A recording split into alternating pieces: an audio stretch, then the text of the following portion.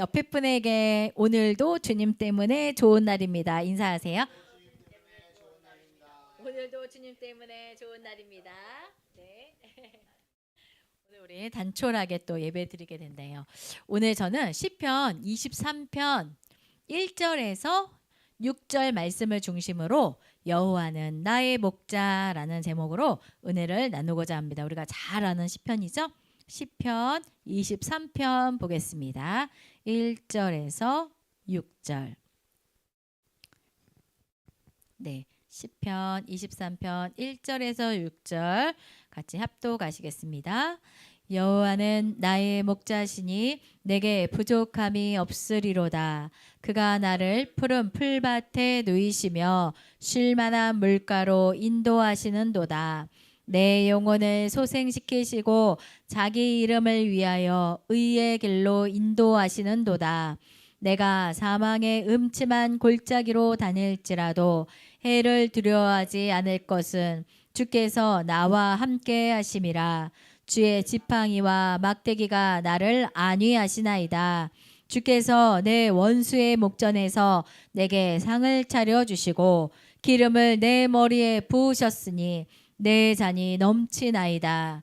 내 평생의 선하심과 인자하심이 반드시 나를 따르리니 내가 여호와의 집에 영원히 살리로다. 아멘.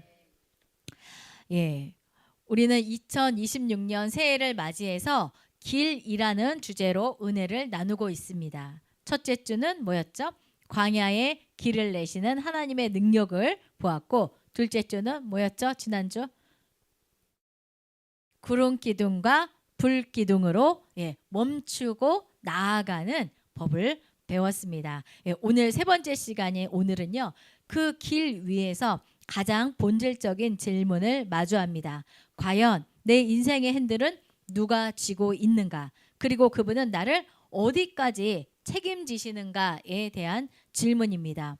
오늘 본문 시편 23편은요. 그 인생의 숱한 굴곡을 지나온 다윗이 내린 최종적인 결론입니다.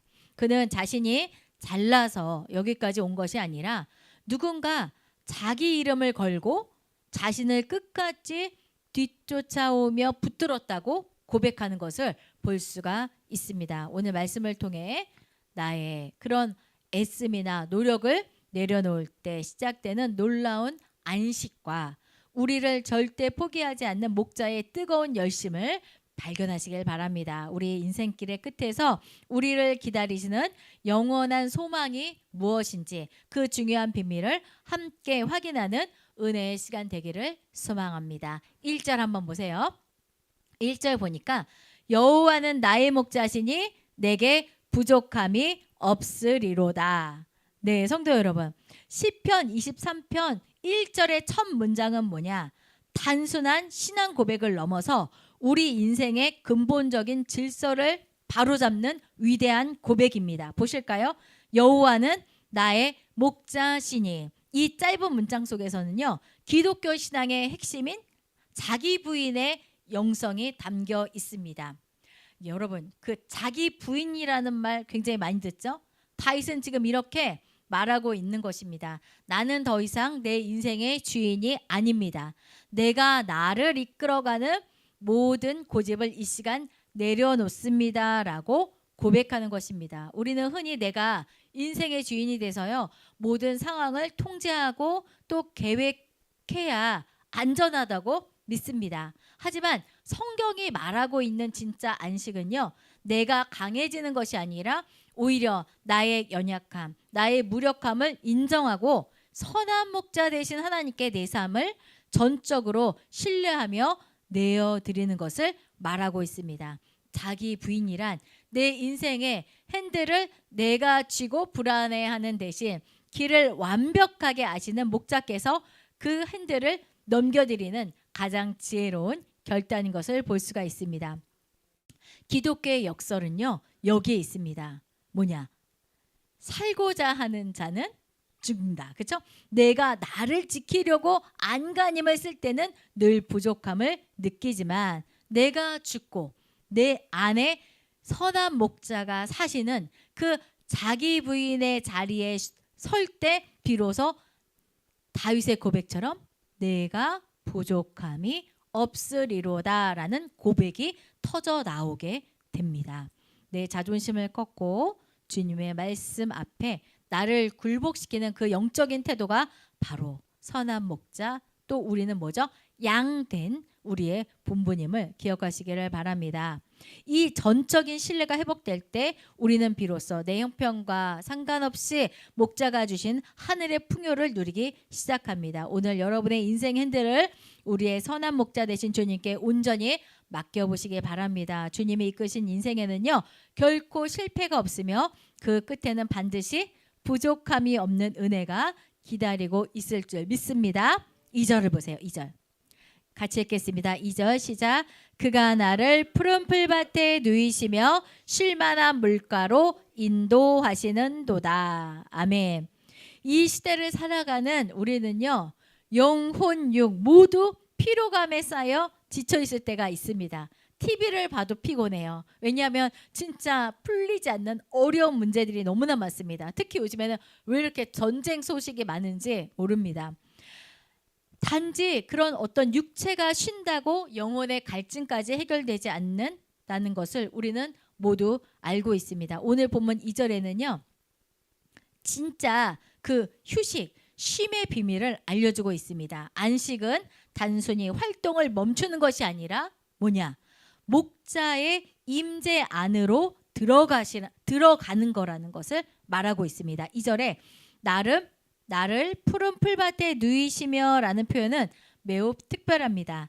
그 양들은요 엄청 예민하기 때문에 그 목자가 곁에 있다는 것을 확신할 때만 눕는다고 합니다. 잘 생각해 보세요. 성경이 말하는 안식은요 이처럼 장소의 문제가 아니라 편안해서 눕는 게 아니라 목자가 있어서 정말로 마음 놓고 잘 수 있는 양처럼 장소의 문제가 아니라 관계의 문제를 말하고 있는 것입니다.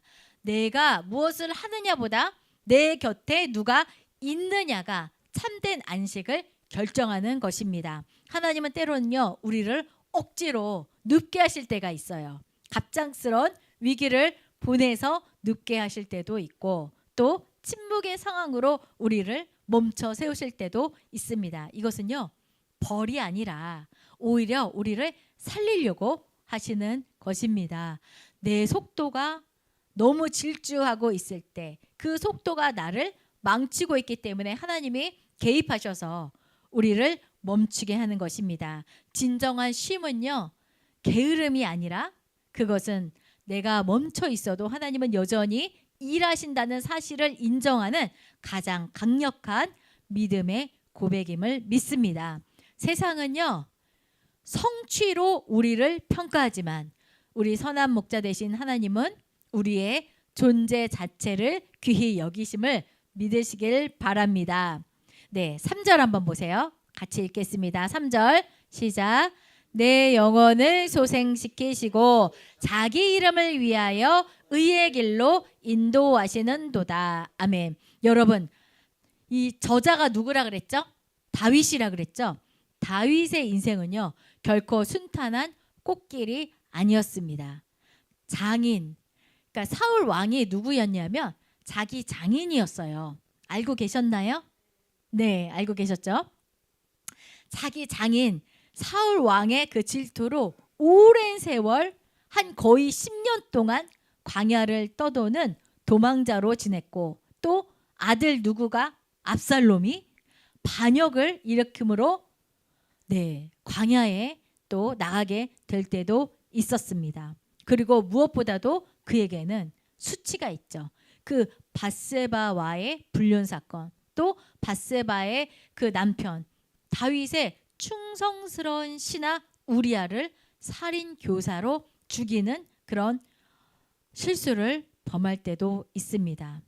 그런 그의 허물은요, 그의 영혼을 송두리째 무너뜨리는 가장 깊은 수렁이었습니다. 다윗은요, 그 고통의 자리에서 그 사람에게 입은 상처, 또 자신의 죄로 오염된 자신의 그 영혼을 다시 살려낼 분은 오직 나를 만드신 하나님뿐이란 사실을 깨닫게 되었습니다. 여기서 내 영혼을 소생시키시고라는 소생시킨다는 것은 기진맥진하여 뒤집혀진 양을 목자가 다시 일으켜 세우는 것처럼 스스로 힘으로는 도저히 일어날 수 없는 그런 다윗의 영적인 파산 상태에 있을 때 목자이신 주님이 다시 살려내신다는 것을 뜻합니다. 소생.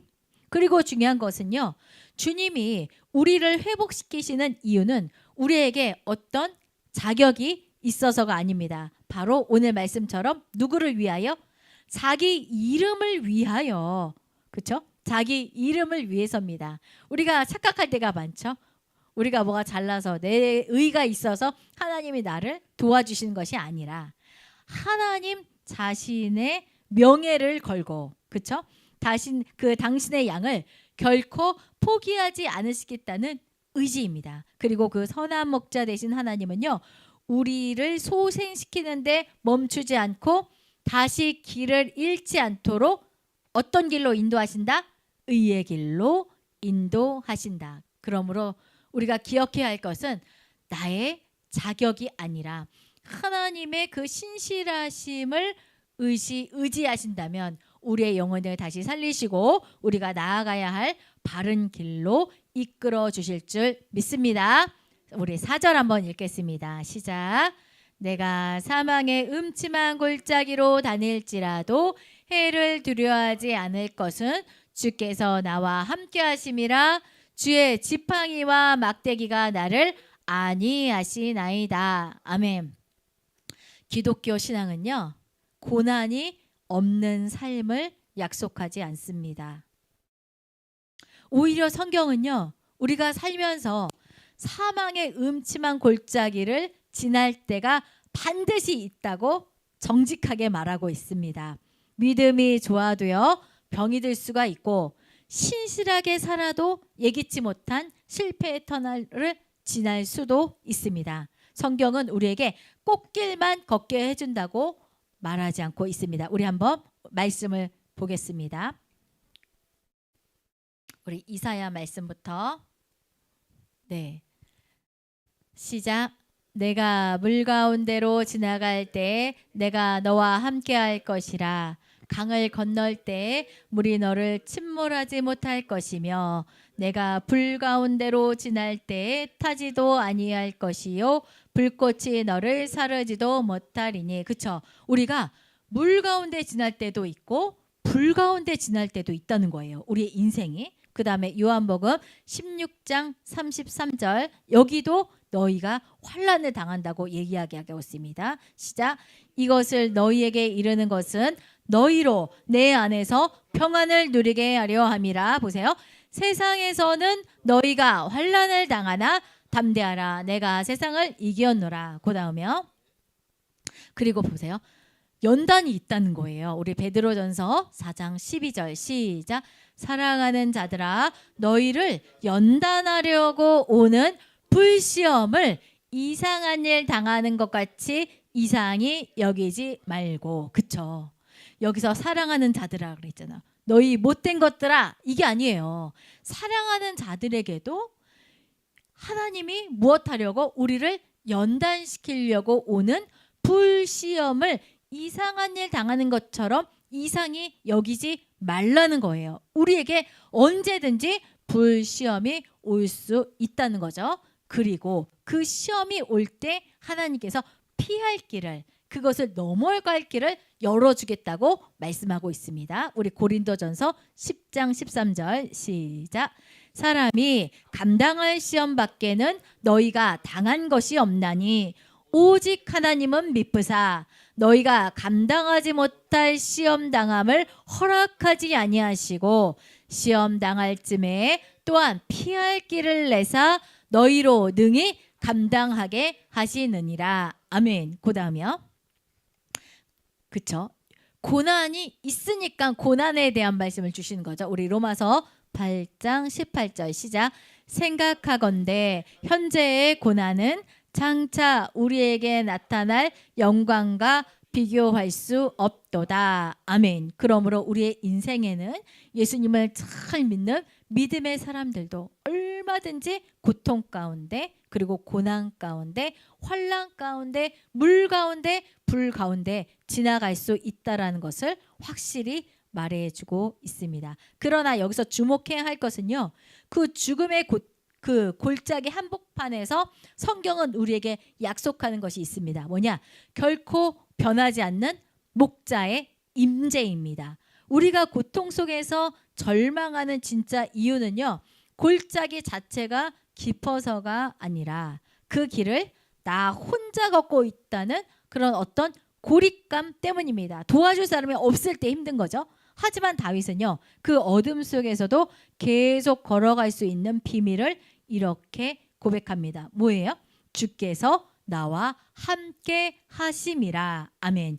이 말씀은요, 시편에서 가장 강력한 약속의 말씀입니다. 여기서 목자의 지팡이와 막대기는요, 또 단순한 장식품이 아니라 맹수로부터 양을 보호하고 벼랑 끝에 가려는 양을 올바른 길로 탁 채울 수 있는 실제적인 도구입니다. 즉 하나님의 돌보심은요, 그런 뜬구름 잡는 그 추상적인 위로가 아니라 우리 현실 속에 구체적으로 나타나는 하나님의 보호하심이 반드시 있다라는 것을 말하고 있습니다. 그 성경 구절을 우리 한번 보겠습니다. 여호수아 말씀부터요. 시작. 내가 내게 명령한 것이 아니냐? 강하고 담대하라. 두려워하지 말고 놀라지 말라. 내가 어디로 가든지 내 하나님 여호와가 너와 함께 하시느니라. 그렇죠. 두려워하지 말라. 놀라지 말라. 너가 어디로 가든지 하나님 여호와가 너와 어떻게 하신다? 함께 하신다는 거예요. 그렇죠? 그 다음에 이사야 41장 10절도 마찬가지죠. 하나님의 오른손으로 너를 붙들겠다고 말하고 있습니다. 시작. 두려워하지 말라. 내가 너와 함께함이라. 놀라지 말라. 나는 내 하나님이 됨이라. 내가 너를 굳세게 하리라. 참으로 너를 도와주리라. 참으로 나의 의로운 오른손으로 너를 붙들리라. 아멘. 그리고 또 약속의 말씀을 하십니다. 시편 91편 11절이요. 천사들까지 동원해서 우리를 지키신다고 말씀하고 계십니다. 시작.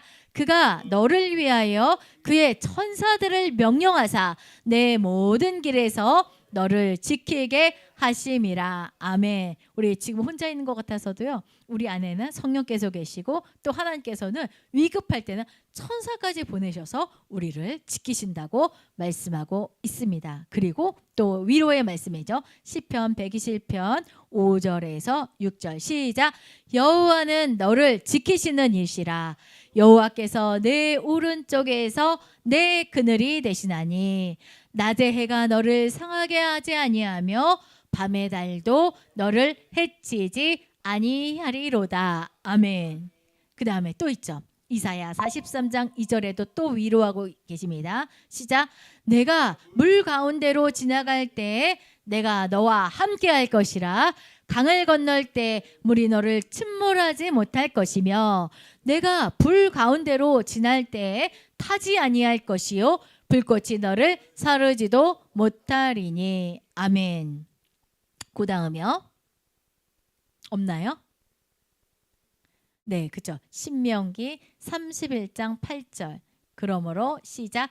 그리하면 여호와 그가 내 앞에서 가시며 너와 함께하사 너를 떠나지 아니하시며 버리지 아니하시리니 너는 두려워하지 말라. 놀라지 말라. 아멘. 네, 믿으시길 바랍니다. 우리 5절 한번 보세요. 5절 시작. 주께서 내 원수의 목전에서 내게 상을 차려주시고 기름을 내 머리에 부으셨으니 내 잔이 넘치나이다. 아멘. 우리 시편 23편 5절은요. 인간의 모든 기대를 뒤엎는 놀라운 구절이에요. 우리가 늘 그냥 암송하면서 쭉 읽지만 이게 참 이상하거든요. 근데 뭐가 이상하냐? 여러분, 하나님께서 여러분을 위해 풍성한 잔치상을 차려주실 겁니다. 라고 말한다면 여러분은 어떤 장소를 상상하시겠습니까? 아마 평화롭고 안전한 초원이나 아늑한 집안을 아마 상상하실 거예요. 그래야 하나님 거기다가 상을 차려주시겠죠. 하지만 본문은요 전혀 다른 장소를 말합니다. 어디에서 상을 차려주신다고요? 원수의 목전에서 상을 차려주신다고 말하고 있습니다. 이것이 우리 그리스도인들이 반드시 깨달아야 할 위대한 비밀입니다. 하나님께서 우리에게 차려주신 잔치상은요 모든 문제가 해결되고 전쟁이 끝난 뒤에 찾아오는 어떤 보상 개념이 아니라 전투가 한창인 그 전쟁터 한가운데서 그 고난 한가운데서 우리를 먹이시는 분이심을 믿으시길 바랍니다.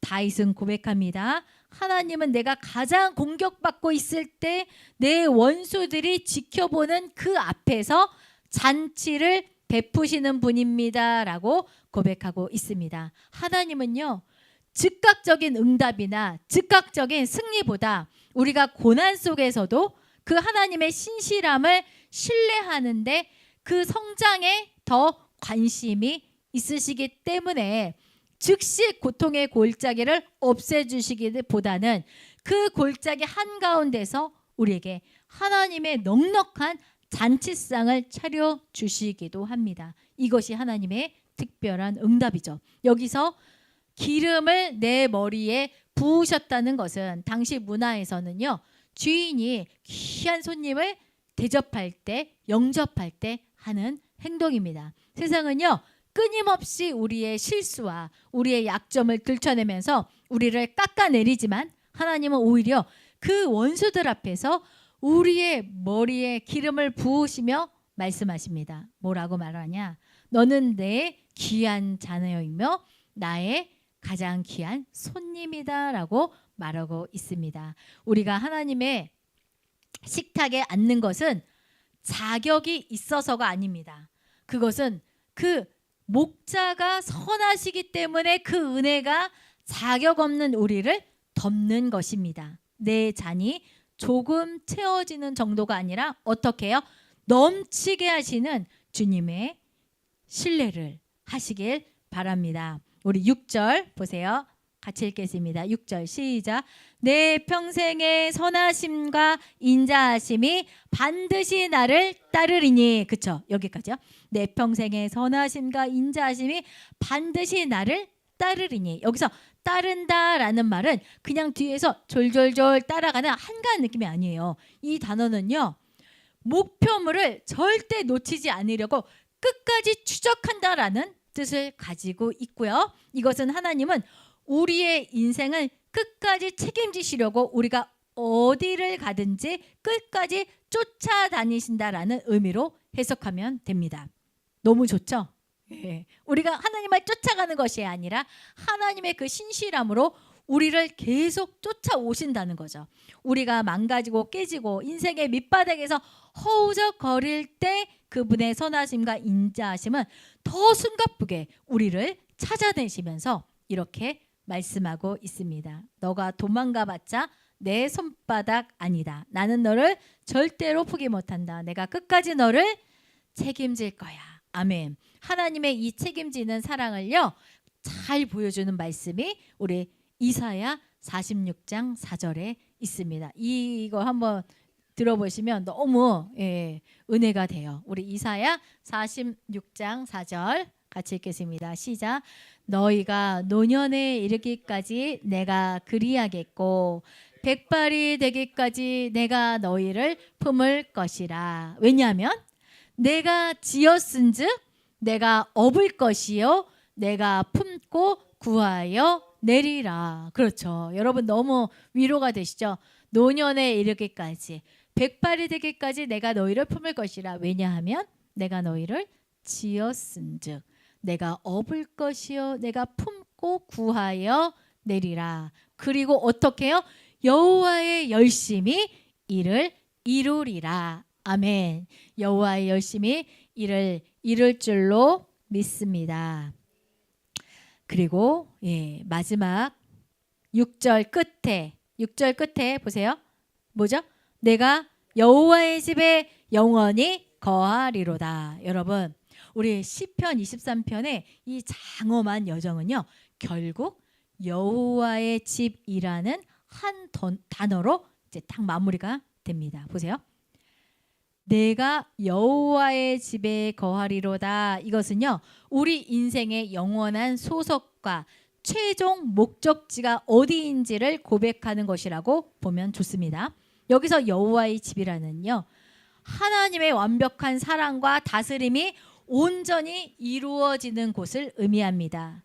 우리 인생은 정처 없이 떠도는 방랑이 아니라 우리를 책임지고 끝까지 우리를 추격해 오시는 여호와의 열심이 우리를 업고 도달할 최종 목적지 종착역이 바로 어디라고요? 여호와의 집, 주님의 품임을 믿으시길 바랍니다. 이제 말씀을 마무리하겠습니다. 우리 시편 23편의 딱 흐름을 한번 보세요. 맨 처음에 푸른 풀밭으로 시작해서 그 다음에 어디로 가죠?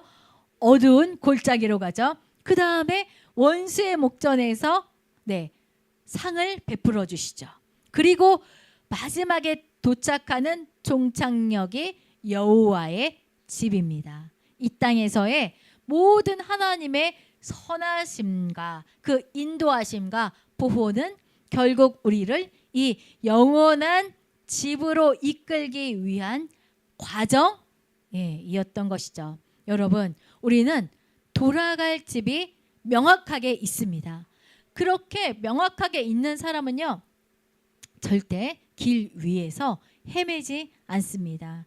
오늘 우리의 삶이 비록 사망의 음침한 골짜기를 지나가느라고 아주 고단할지라도 우리가 고개를 들어 바라봐야 할 곳, 우리 인생의 본향 여호와의 집이라는 확실한 마침표가 오늘 저와 또 여러분의 방황과 의심을 끝내고 흔들리지 않는 소망과 평안의 근거가 되기를 예수님의 이름으로 축원합니다. 오늘 우리 말씀을 생각하면서 오늘 하나님께서 이렇게 말씀을 시편 23편의 말씀을 우리에게 주셨는데 아마 이 말씀을 들으면서 내 마음에 와닿는 정말로 나를 위로하고 나에게 소망과 평안을 주는 말씀이 있었을 거예요. 우리 그 말씀 생각하면서 주님께 우리 주여 삼창하고 함께 기도하겠습니다. 주여 주여 주여